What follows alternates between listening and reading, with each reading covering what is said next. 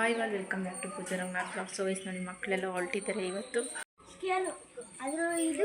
Road ಸೈಡ್ಗೆ ಹೋಗ್ಬೇಡ್ರಿ, ಈ ಕಡೆ ಬರ್ರಿ ಅಪ್ಪಿ. ದುಷಿ ಈ ಸೈಡ್ ಬರ್ರಿ. ನೋಡ್ರಿ ರೆಡಿಯಾಗಿ ನಿಂತಿದ್ದಾರೆ. ಏನು ಕೊಡಬೇಕು? ಇದು ಯೂನಿಫಾರ್ಮು, ಮೊನ್ನೆ ಹಾಕಿದ್ದು ಟ್ರ್ಯಾಕ್ ಶರ್ಟು. ಸೊ ವಯಸ್ಸು ನೋಡಿ ಮಕ್ಕಳನ್ನೆಲ್ಲ ಸ್ಕೂಲಿಗೆ ಕಳಿಸಿದ್ದಾಯಿತು. ಮತ್ತು ನಮ್ಮ ಮನೆಯವ್ರು ಕೂಡ ಬಂದು ತಿಂಡಿ ತಿಂದ್ಕೊಂಡು ಹೋದರು. ಸೊ ನಮ್ಮ ಮನೆಯವ್ರು ಬೇಗ ಬಂದು ತಿಂಡಿ ತಿಂದ್ಕೊಂಡು ಹೋಗಿದ್ದಕ್ಕೆ ನಾನು ಕೂಡ ಮೇಲ್ಗಡೆ ಬಟ್ಟೆ ಸ್ಟಿಚ್ ಮಾಡಲಿಕ್ಕೆ ಬಂದೆ. ಪ್ರತಿದಿನ ಏನಾಗುತ್ತೆ ಅಂದರೆ ಲೇಟ್ ಆಗುತ್ತೆ ಅವ್ರು ಬರೋದು, ತಿಂಡಿ ತಿನ್ನಲಿಕ್ಕೆ ಬರೋದು ಲೇಟ್ ಆಗುತ್ತೆ. ಒಂದು 10 ಗಂಟೆನೇ ಆದರೂ ಆಗುತ್ತೆ. ಸೊ ಇವತ್ತು 9 ಗಂಟೆಗೆಲ್ಲ ಬಂದುಬಿಟ್ಟು ತಿಂಡಿ ತಿಂದ್ಕೊಂಡು ಹೋದರು. ಅದಕ್ಕೆ ನಾನು ಬೇಗ ಬಂದೆ, ಬಟ್ಟೆ ಸ್ಟಿಚ್ ಮಾಡೋವಿದ್ವಲ್ಲ ಸೊ ಕ್ಲಿಯರ್ ಮಾಡ್ಕೊಳ್ಳೋಣ ಬೇಗ ಅಂತಂದು. ನೋಡಿದ್ರೆ ಕರೆಂಟ್ ಬೇರೆ ಹೋಗಿದೆ, ಅದಕ್ಕೆ ಕಾಲಲ್ಲೇ ತುಳಿತಾ ಇದ್ದೀನಿ. ಇನ್ನೇನು ಮಾಡೋದು, ಕಾಲಲ್ಲೇ ತುಳ್ಕೊಂಡು ಕರೆಂಟ್ ಬರೋರು ಸ್ವಲ್ಪ ಕೆಲಸ ಆಗುತ್ತಲ್ಲ ಅಂತಂದಷ್ಟೇ, ಮತ್ತೆ ಕೂತ್ಕೊಂಡ್ರೆ ಆಗಲ್ಲ ಅಂತ ಕಟ್ಟಿಂಗ್ ಎಲ್ಲ ಮಾಡಿಟ್ಟಿದ್ದೀನಿ. ಸೊ ಇನ್ನು ಸ್ವಲ್ಪ ಇದ್ದಾವೆ ಕಟ್ಟಿಂಗ್ ಮಾಡೋದು. ಎಲ್ಲ ಕಟ್ ಮಾಡಿ ಇಟ್ಬಿಟ್ರೆ ಏನಾಗುತ್ತೆ ಅಂದರೆ ಕರೆಂಟ್ ಇಲ್ಲೋ ಟೈಮಲ್ಲಿ ಕಟ್ಟಿಂಗ್ ಮಾಡಲಿಕ್ಕೆ ಅಂತ ಹಂಗೆ ಇಟ್ಕೊಂಡಿರ್ತೀನಿ. ಸೊ ಕಟ್ಟಿಂಗ್ ಮಾಡಿರೋವೇ ಜಾಸ್ತಿ ಇದ್ದಾವೆ, ಅದಕ್ಕೆ ಸ್ಟಿಚ್ ಮಾಡಬೇಡ ಅಂತಂದು ಸ್ಟಿಚ್ ಮಾಡಿಬಿಟ್ರೆ ಸ್ವಲ್ಪ ಕಟ್ಟಿಂಗ್ ಮಾಡಿರೋವಾದರೂ ಕಡಿಮೆ ಆಗ್ತದೆ ಅಂತ ಕಟ್ಟಿಂಗ್ ಮಾಡಿರೋವನ್ನ ನಿಲ್ಲಿಸ್ಬಿಟ್ಟು ಇವಾಗ ಸ್ಟಿಚ್ ಮಾಡ್ತಾಯಿದ್ದೀನಿ. ಕಾಲಲ್ಲಾದರೂ ಪರವಾಗಿಲ್ಲ ತುಳಿಯೋಣ ಅಂತ. ಸೊ ಮೊನ್ನೆಲ್ಲ 2-3 ದಿನದಿಂದ ಕಾಲಲ್ಲಿ ತುಳಿದು ಕಾಲು ನೋವು ಬಂದಿತ್ತು. ಅಂದರೆ ಮಕ್ಕಳಿಗೆ ಸ್ಕೂಲ್ ಓಪನ್ ಆಗಿದೆಯಲ್ಲ, ಸೊ ಅವರು ಸ್ಕೂಲ್ಗೆ ಹೋಗೋದ್ರಿಂದ ಕೆಲಸಗಳು ಫ್ರೀಯಾಗಿ ಮಾಡ್ಕೋಬೋದು. ಮಕ್ಕಳಿದ್ರೆ ಆಟ ಆಡ್ಲಿಕ್ಕೆ ಹೋಗ್ತಿರ್ತಾರೆ, ಅವ್ರ ಕಡೆಯೂ ಒಂದು ಸ್ವಲ್ಪ ನೋಡ್ಕೊಳ್ತಾ ಇರಬೇಕು, ಈ ಕಡೆಯೂ ನೋಡ್ಕೊಳ್ತಾ ಇರಬೇಕು ಅಂದರೆ ಸ್ವಲ್ಪ ಕಷ್ಟ ಆಗುತ್ತೆ. ಆಗಾಗಲೇ ಎದ್ದು ಓಡಾಡ್ತಿರ್ಬೇಕು. ಮಕ್ಕಳು ಆಟ ಆಡೋಕ್ಕೆ ಹೋದಾಗ ಸುಮ್ಮನೆ ಅಂತೂ ಕೂತ್ಕೊಳ್ಳೋಕ್ಕಾಗೋದಿಲ್ಲ, ನಮ್ಮ ಕೆಲಸ ಮಾತ್ರ ಮಾಡಿಕೊಂಡು ಸುಮ್ಮನೆ ಇರೋಕ್ಕಾಗೋದಿಲ್ಲ. ಸೊ ಅದಕ್ಕೆ ಅವ್ರು ಆಟ ಆಡೋಕ್ಕೆ ಹೋಗಿದ್ದಾರೆ ಅಂದರೆ ನಾವು ಕೂಡ ಹೋಗಿ ಅವರು ಆಟ ಆಡ್ತಿದ್ದಾರೆ, ಏನು ಮಾಡ್ತಿದ್ದಾರೆ, ಎಲ್ಲಿದ್ದಾರೆ ಅನ್ನೋದನ್ನ ಟೈಮ್ ಟು ಟೈಮ್ ಚೆಕ್ ಮಾಡಬೇಕಾಗುತ್ತೆ. ಮೊದಲೇ ಅಲ್ಲಿ ಇಲ್ಲಿ ನ್ಯೂಸ್ಗಳಲ್ಲೆಲ್ಲ ಏನೇನೋ ಕೇಳ್ತಾ ಇರ್ತೀವಿ. ನಮ್ಮ ಕೆಲಸ ಸ್ವಲ್ಪ ಕಡಿಮೆ ಆದರೂ ಪರವಾಗಿಲ್ಲ, ಮಕ್ಕಳನ್ನ ನೋಡ್ಕೋಬೇಕು, ಏನು ಮಾಡ್ತಿದ್ದಾರೆ. ಅವ್ರಿಗಿನ್ನೂ ಚಿಕ್ಕ ಮಕ್ಕಳು, ಅವ್ರಿಗೆ ಅಷ್ಟಾಗಿ ಗೊತ್ತಾಗಲ್ಲ. ಸೊ ಸ್ವಲ್ಪ ದೊಡ್ಡರಾದರೆ ಅವ್ರಿಗೆ ಗೊತ್ತಾಗುತ್ತೆ, ಅಲ್ಲಿ ಹೋಗಬಾರ್ದು ಹೋಗಬೇಕು ಅನ್ನೋದೆಲ್ಲ ಅವ್ರಿಗೆ ಗೊತ್ತಾಗುತ್ತೆ.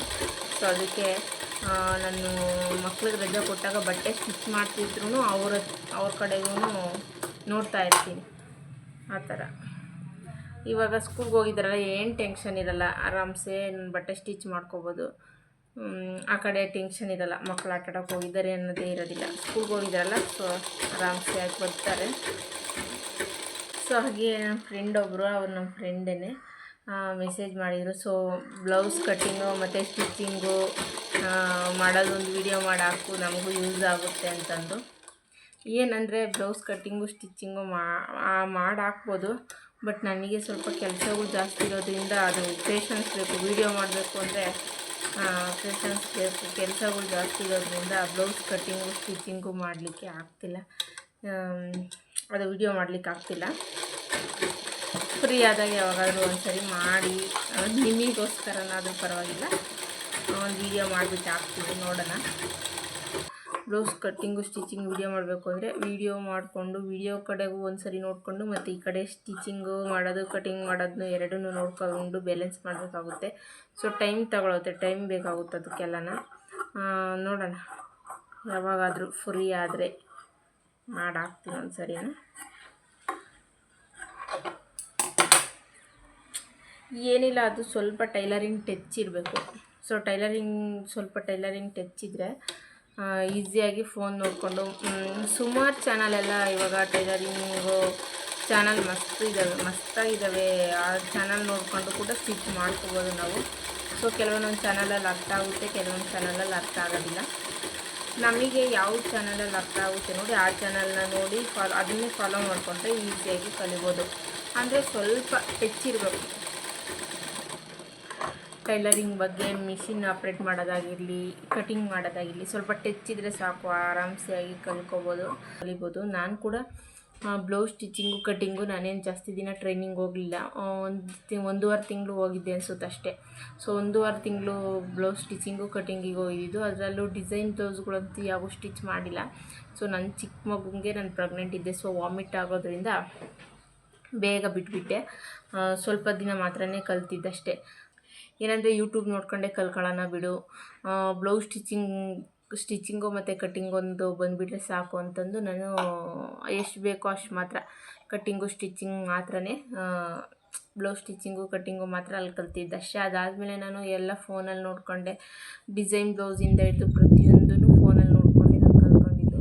ಹಾಗೆ ಸ್ಯಾರಿ ಕುಚ್ಚು ಕೂಡ ಅಷ್ಟೇ. ಸ್ಯಾರಿ ಕುಚ್ಚು ನಾನು ಯಾವುದೇ ಕ್ಲಾಸ್ಗೆ ಹೋಗಿಲ್ಲ ಸ್ಯಾರಿ ಕುಚ್ಚು ಕಲೀಲಿಕ್ಕೆ. ಆವಾಗ ನಾನು ಚಿಕ್ಕ ಹುಡುಗಿ ಅಂತಲೂ ಮ್ಯಾಟ್ ಹಾಕ್ತಿದ್ದೆ, ಅಂದರೆ ಬಾಕ್ಲೋಗೆ ಹಾಕ್ತೀವಲ್ಲ ಮ್ಯಾಟು. ಸೊ ಆ ಮ್ಯಾಟ್ನ ಹಾಕ್ತಿದ್ದೆ. ಆ ಮ್ಯಾಟ್ ಟಿಚ್ ಇದ್ದಿದ್ದರಿಂದ ಸೊ ಈಸಿಯಾಗಿ ಸ್ಯಾರಿ ಕುಚ್ಚು ಹಾಕ್ಲಿಕ್ಕೂ ಕೂಡ ಈಸಿಯಾಗಿ ಬಂತು. ನಾನು ಯಾವುದೇ ರೀತಿ ಟ್ರೈನಿಂಗ್ ಹೋಗಿಲ್ಲ, ಅದು ಕೂಡ ಫೋನಲ್ಲಿ ನೋಡಿಕೊಂಡೇ ಕಲ್ತಿದ್ದು. ಸೊ ಈಸಿಯಾಗಿ ಎಲ್ಲ ಕಲಿಬೋದು, ಬಟ್ ಸ್ವಲ್ಪ ಪೇಷನ್ಸ್ ಇರಬೇಕು. ಫೋನಲ್ಲಿ ನೋಡಿ ಕಲಿಬೇಕು ಅಂದರೆ ಸ್ವಲ್ಪ ಪೇಷನ್ಸಿಂದ ಕಲಿಬೇಕಾಗುತ್ತೆ. ನನಗೆ ಪೇಷನ್ಸ್ ಇದೆ, ಕಲಿತೀವಿ ಅನ್ನೋದಾದರೆ ಫೋನಲ್ಲಿ ನೋಡ್ಕೊಂಡು ಆರಾಮ್ಸೆ ಕಲಿಬೋದು. ಸೊ ಈಗ ಇವನ್ನೆಲ್ಲ ಸ್ಟಿಚ್ ಮಾಡಿಬಿಟ್ಟು, ಒಂದು ಬ್ಲೌಸ್ ಆದರೂ ಪರವಾಗಿಲ್ಲ ಸ್ಟಿಚ್ ಮಾಡಿಬಿಟ್ಟು ಅಡುಗೆ ಮಾಡ್ಲಿಕ್ಕೆ ಹೋಗಬೇಕು. ಸೊ ನೋಡಿ ಮಧ್ಯಾಹ್ನಕ್ಕೆ ಪಪ್ಪು ಸಾಂಬಾರು ಮಾಡೋಣ ಅಂತ ರೆಡಿ ಮಾಡ್ತಾಯಿದ್ದೀನಿ. ಹೀರೆಕಾಯಿ ಪಪ್ಪು ಸಾಂಬಾರು. ಕುಕ್ಕರ್ಗೆ ಬೇಳೆನೂ ಅರಿಶಿನ ಹಾಕ್ಬಿಟ್ಟು ಬೇಯಿಸಿ ಇಟ್ಕೊಂಡಿದ್ದೀನಿ ನೋಡಿ.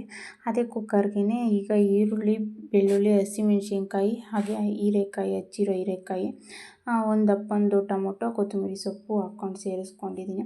ರುಚಿಗೆ ತಕ್ಕಷ್ಟು ಉಪ್ಪು, ಹಾಗೆ ಸ್ವಲ್ಪ ಜೀರಿಗೆ ಹಾಕಿಬಿಟ್ಟು ಕನ್ಸಿಸ್ಟೆನ್ಸಿ ನೋಡಿಕೊಂಡು ನೀರು ಹಾಕ್ಕೊಳ್ಳಿ. ನಾನು ಸ್ವಲ್ಪ ತೆಳು ಥರನೂ ಇಲ್ಲ, ಗಟ್ಟಿ ಥರನೂ ಇಲ್ಲ, ಆ ಥರ ಮಾಡ್ಕೊಂಡಿದ್ದೀನಿ. ಏನಂದರೆ ಮುದ್ದೆಗೂ ಯೂಸ್ ಆಗಬೇಕಲ್ಲ, ಆ ಥರ. ಅದಕ್ಕೆ ಓನ್ಲಿ ರೈಸ್ಗೆ ಅಷ್ಟೇ ಅಲ್ಲ, ಮುದ್ದೆಗೂ ಯೂಸ್ ಆಗೋ ಥರ ಸ್ವಲ್ಪ ನೀರು ಹಾಕ್ಬಿಟ್ಟು ಕನ್ಸಿಸ್ಟೆನ್ಸಿ ಮೀಡಿಯಮ್ ಇದರಲ್ಲಿ ಮಾಡ್ಕೊಂಡಿದ್ದೀನಿ. ಸೊ ಟೇಸ್ಟ್ ತುಂಬ ಚೆನ್ನಾಗಿ ಬರುತ್ತೆ. ಹಿಡಿಸ್ಕೊಂಡು ನೋಡಿ. ಈಗ ಅದನ್ನೆಲ್ಲ ನೀರು ತೆಗೆದುಬಿಟ್ಟು ಅದನ್ನು ಮಸಗುಂಡಲ್ಲಿ ಮಸಿಬೇಕು ಚೆನ್ನಾಗಿ, ಇಲ್ಲಾಂದರೆ ಸ್ಮಾಷರಲ್ಲಾದರೂ ಸ್ಮಾಶ್ ಮಾಡ್ಕೋಬೇಕು. ಚೆನ್ನಾಗೊತ್ತು ಎತ್ತಿಬಿಟ್ಟು ಎಲ್ಲ ನೋಡಿ ನೀರು ನಿಂತಿರೋದಕ್ಕೆ ಅಲ್ವಾ, ನೀರು ನಿಂತಿರೋದಕ್ಕೆ ಹೋಯ್ತಾ ನೋಡಿ. ಈಗ ಚೆನ್ನಾಗೆಲ್ಲ ಮಸಗುಂಡಲ್ಲಿ ಮಸ್ಬಿಟ್ಟು ಒಗ್ಗರಣೆ ಕೊಡ್ತಾಯಿದ್ದೀನಿ. ಆ ಒಗ್ಗರಣೆಗೆ ಸಾಸಿವೆ ಮತ್ತು ಕರಿಬೇವಿನ ಸೊಪ್ಪು, ಒಣಮೆಣಸಿನ್ಕಾಯಿ, ಸ್ವಲ್ಪ ಖಾರದ ಪುಡಿ ಹಾಕಿ ಒಗ್ಗರಣೆ ಕೊಡೋದ್ರಿಂದ ಪಪ್ಪು ಸಾಂಬಾರಿಗೆ ತುಂಬ ಟೇಸ್ಟ್ ಚೆನ್ನಾಗಿ ಬರುತ್ತೆ, ಟೇಸ್ಟ್ ಚೆನ್ನಾಗಿ ಕೊಡುತ್ತೆ ಅದು ಖಾರದ ಪುಡಿ ಹಾಕಿ ಒಗ್ಗರಣೆ ಕೊಟ್ಟರೆ. ಸೊ ಇದಿಷ್ಟನ್ನು ಹಾಕ್ಬಿಟ್ಟು ಚೆನ್ನಾಗಿ ಒಗ್ಗರಣೆ ಕೊಟ್ಕೊಂಡ್ರೆ ಆಯಿತು, ಸಾಂಬಾರು ರೆಡಿ ಆಗೋಗುತ್ತೆ. ಪಪ್ಪು ಸಾಂಬಾರು ನೋಡಿ ಎಷ್ಟು ಚೆನ್ನಾಗಿ ಕಲರ್ಫುಲ್ಲಾಗಿ ಕಾಣಿಸ್ತಿದೆ ಅಂದರೆ ಟೇಸ್ಟ್ ಕೂಡ ತುಂಬ ಚೆನ್ನಾಗಿ ಬರುತ್ತೆ ಇದು. ಸೊ ಗೈಸ್ ನೋಡಿ, ಮಧ್ಯಾಹ್ನ ಊಟಕ್ಕೆ ಬಂದಿದ್ರು ನಮ್ಮ ಮನೆಯವ್ರಿಗೆ, ಹೊರಟ್ರು ಹೊಲ್ದ ಹತ್ರ. ಅಜ್ಜರಿಗೆಲ್ಲ ಊಟ ತಗೊಂಡು ಹೊರಟ್ರು. ಇವಾಗ ಬಿಸಿಲು ನೋಡ್ರಿ, ಎಷ್ಟು ಬಿಸಿಲು. ನೆಳ್ಳಲ್ಲಿ ನಿಂತ್ಕೊಂಡಿದ್ದೀನಿ ನಾನು, ನೆಳ್ಳಲ್ಲಿ ನಿಂತ್ಕೊಂಡು ಕಣ್ಣು ಬಿಡೋಕ್ಕಾಗ್ತಿಲ್ಲ, ಅಷ್ಟೊಂದು ಬಿಸಿಲಿದೆ. ಬಿಸಿಲಾಗದು ಹೆಂಗೆ ಕೆಲಸ ಮಾಡ್ತಾರಪ್ಪ.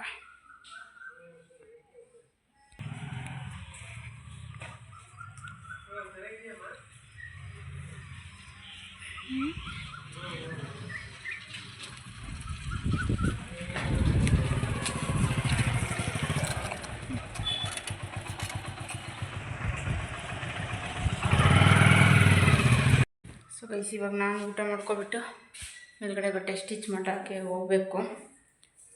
ಇನ್ನೇನು ಮಕ್ಕಳು ಕೂಡ ಬರೋ ಟೈಮ್ ಆಯಿತು. ಅಂದರೆ ಅವ್ರು ಬರೋದು 2:30-3 ಗಂಟೆ ಆಗುತ್ತೆ. ಅಷ್ಟರಲ್ಲಿ ಒಂದು ಬ್ಲೌಸ್ ಸ್ಟಿಚ್ ಮಾಡಿ ಕೆಳಗಡೆ ಬರ್ಬೋದು ಅಂತ ನಾನು ಊಟ ಮಾಡ್ಕೊಂಡು ಹೊರಡ್ತೀನಿ ಮೇಲ್ಗಡೆ. ಈಗ ಗೈಸ್ ನೋಡಿ, ಕರೆಂಟ್ ಹೋಗ್ಬಿಟ್ಟಿದೆ. ಸೊ 11 ಗಂಟೆ ಹೋಗಿರೋ ಕರೆಂಟ್ ಇನ್ನೂ ಬಂದಿಲ್ಲ. ಪಪ್ಪು ಸಾಂಬಾರು ಎಷ್ಟು ಚೆನ್ನಾಗಿದೆ ಅಂತ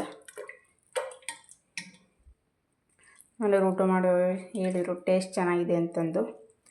ಸೊ ಪಪ್ಪು ಸಾಂಬಾರಿಗೆಲ್ಲನ ತುಪ್ಪ ಹಾಕ್ಕೋಬೇಕು, ಚೆನ್ನಾಗಿರುತ್ತೆ ಟೇಸ್ಟ್. ಅವಾಗ ತುಪ್ಪ ಹಾಕ್ಕೊಂಡ್ರೆ ಟೇಸ್ಟ್ ಚೆನ್ನಾಗಿರೋದು ಪಪ್ಪು ಸಾಂಬಾರಿಗೆಲ್ಲನ. ಹಾಗೆ ನೋಡಿ, ಇದು ನಾನೇ ಮಾಡಿರೋದು ಚಟ್ನಿ ಪುಡಿ ರೆಸಿಪಿ ಕೂಡ ಹಾಕಿದ್ದೀನಿ, ನೋಡಿಲ್ಲ ಅಂದರೆ ಚೆಕ್ ಮಾಡಿ. ಸೊ ನೋಡಿ, ಈ ಥರ ಊಟ ಚೆನ್ನಾಗಿರುತ್ತೆ. ಈ ಥರ ಪಪ್ಪು ಸಾಂಬಾರು, ಹೀರೆಕಾಯಿ ಪಪ್ಪು ಸಾಂಬಾರು ಟೇಸ್ಟ್ ಚೆನ್ನಾಗಿರುತ್ತೆ. ಬನ್ನಿ ಊಟ ಮಾಡೋಣ.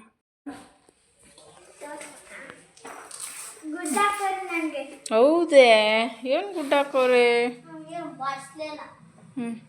ಗೈಸ್ ನೋಡ್ರಿ, ಮಕ್ಕಳಿಬ್ರು ಬಂದರು. ಅಪ್ಪಿ ವ್ಯಾನ್ ತುಂಬಿರುತ್ತಲ್ಲ ಇಲ್ಲೇ ಜಾಗ ಆಗುತ್ತೋ ಹೋಗುವಾಗ ಎಲ್ಲರಿಗೂ ಸೀಟ್ ಆಗುತ್ತಾ ಹಾಂ ಅಲ್ವೋ ಇನ್ನು ಮಧುಗಿರಿ ಸೈಡ್ ಆ ಕಡೆ ಎಲ್ಲ ಹತ್ತಿಸ್ಕೊಂಡು ಹೋಗ್ತಾರಲ್ಲ ಹೊಸಳ್ಳಿ ಆ ಕಡೆ ಎಲ್ಲನಾ ಸೀಟ್ ಅಡ್ಜಸ್ಟ್ ಆಗ್ತಾವ ನಿಂತ್ಕೊಂಡು ಹೋಗ್ತೀರಾ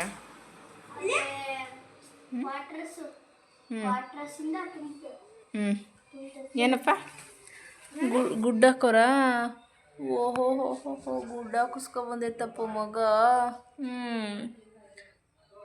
ಓಕೆ ಓಕೆ ಓಕೆ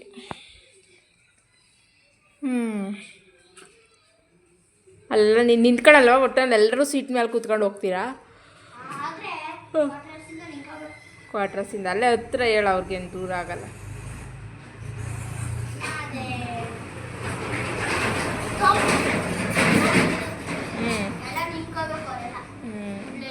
ರಶ್ ಆಗಿರುತ್ತೆ ಗುಂಡ್ಲಳ್ಳಿಯಿಂದ ರಶ್ಶು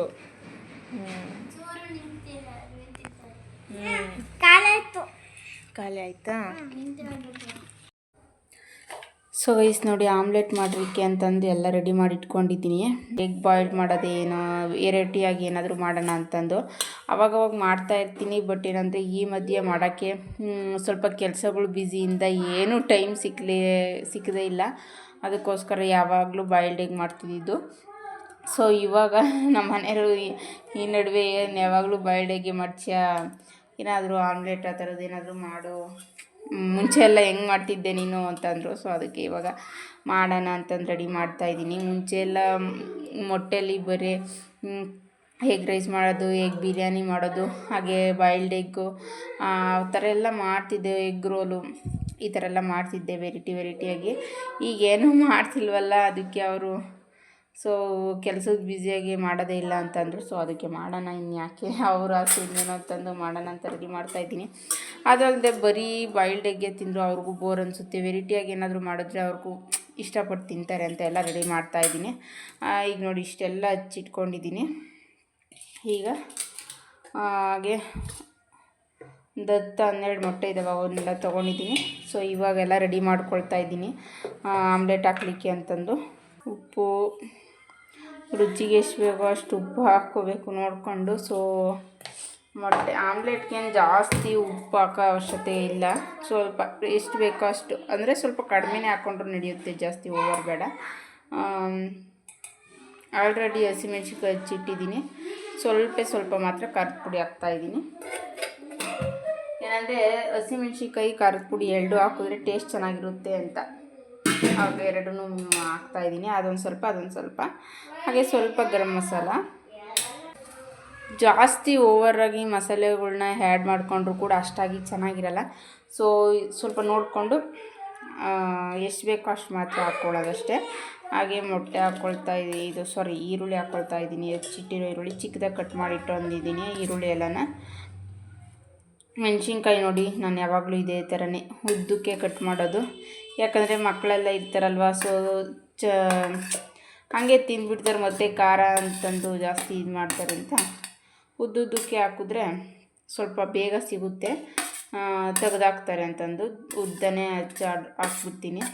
ಚಿಕ್ಕದಾಗಿ ಯಾವತ್ತೂ ಹಚ್ಚಲ್ಲ, ಉದ್ದಾಗೇ ಹಚ್ಬಿಟ್ಟು ಹಾಕ್ತೀನಿ. ಹಾಗೆ ಇದನ್ನೆಲ್ಲ ಒಂದು ಸರಿ ಈ ಥರ ಮಿಕ್ಸ್ ಮಾಡಬೇಕು. ಯಾಕೆಂದರೆ ಈರುಳ್ಳಿ ಹಚ್ಚಿರ್ತೀವಲ್ಲ ಅದೆಲ್ಲ ಬಿಡಿ ಆಗಬೇಕು, ಇಲ್ಲಾಂದರೆ ಹಂಗೆ ಮೊಟ್ಟೆ ಹಾಕ್ಬಿಟ್ರೆ ಏನಾಗುತ್ತೆ ಅಂದರೆ ಈರುಳ್ಳಿದು ಬಿಡಿ ಆಗಲ್ಲ. ಸೊ ಅದಕ್ಕೆ ಇದನ್ನೆಲ್ಲ ಒಂದು ಸರಿ ಈ ಥರ ಮಿಕ್ಸ್ ಮಾಡ್ಕೋಬೇಕು. ಈರುಳ್ಳಿ ಬಿಡಿಯಾಗಾದರೆ ಚೆನ್ನಾಗಿರುತ್ತೆ, ಎಲ್ಲದಕ್ಕೂ ಮೊಟ್ಟೆದೆಲ್ಲದಕ್ಕೂ ಮಿಕ್ಸ್ ಆಗುತ್ತೆ. ಸುಮ್ಮನೆ ಬರ್ಕೋಬೇಕು ದುಷಿ.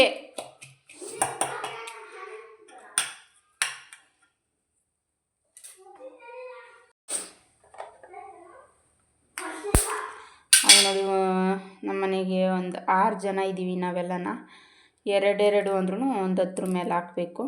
ಸೊ ಆಮ್ಲೆಟ್ ಹಾಕೋದ್ರಿಂದ ಒಂದು 10 ಹಾಕಿದ್ರೆ ಒಂದು 10-12 ಹಾಕಬೇಕಾಗುತ್ತೆ, ಎಲ್ರಿಗೂ ಬೇಕಾಗುತ್ತಲ್ಲ.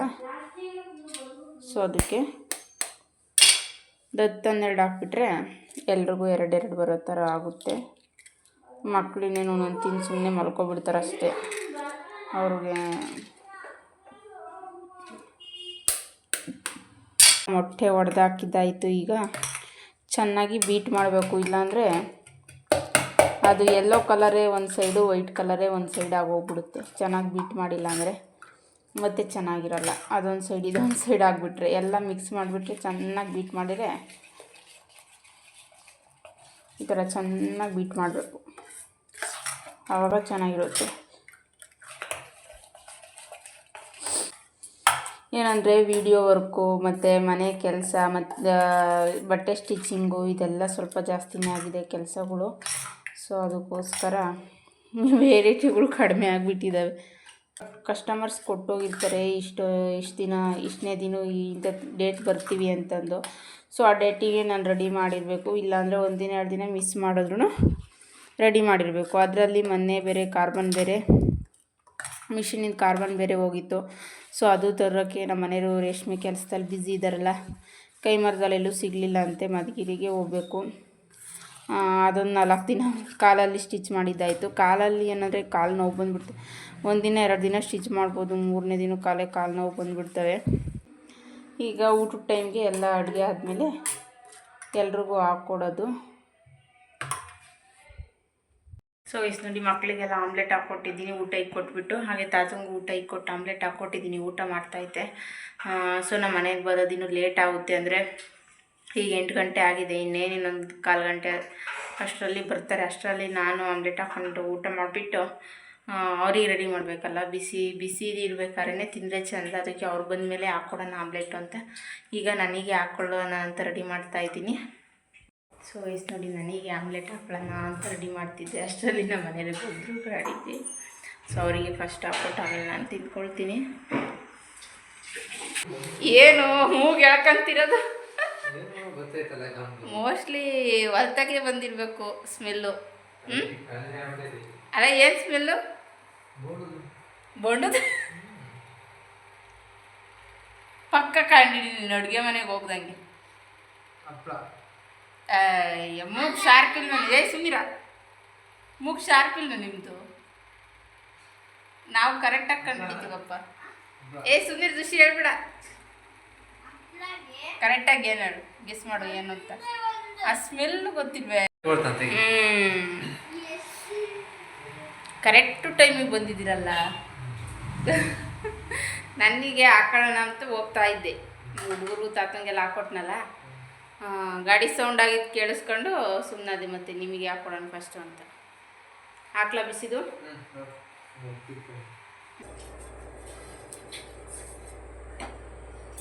ಸೊ ಇಷ್ಟು ನೋಡಿ ಎಲ್ಲರದ್ದು ಊಟ ಆಯಿತು. ಈಗ ಲಾಸ್ಟಲ್ಲಿ ನಾನು ಆಮ್ಲೆಟ್ ಹಾಕ್ಕೊಳ್ತಾ ಇದ್ದೀನಿ. ನಾನು ಆಮ್ಲೆಟ್ ಹಾಕ್ಕೊಬಿಟ್ಟು ಊಟ ಮಾಡಿ ಕಿಚನ್ ಎಲ್ಲ ಕ್ಲೀನ್ ಮಾಡಿಬಿಟ್ಟು ಈಗ ಇನ್ನೂ ವಿಡಿಯೋ ಎಡಿಟಿಂಗ್ ಮಾಡೋದಿದೆ, ಎಡಿಟಿಂಗ್ ಮಾಡಿ ಅಪ್ಲೋಡ್ ಮಾಡಿ ಮಲ್ಕೋಬೇಕು. ಸೊ ಇವತ್ತಿನ ವಿಡಿಯೋ ಇಷ್ಟ ಆಗಿದೆ, ಲೈಕ್ ಮಾಡಿ, ಶೇರ್ ಮಾಡಿ, ಸಬ್ಸ್ಕ್ರೈಬ್ ಮಾಡ್ಕೊಳ್ಳಿ. ಸಿಗೋಣ ನಾಳೆ ಮತ್ತೊಂದು ಹೊಸ ವಿಡಿಯೋದೊಂದಿಗೆ. ಅಲ್ಲಿವರೆಗೂ ಟೇಕ್ ಕೇರ್, ಬಾಯ್.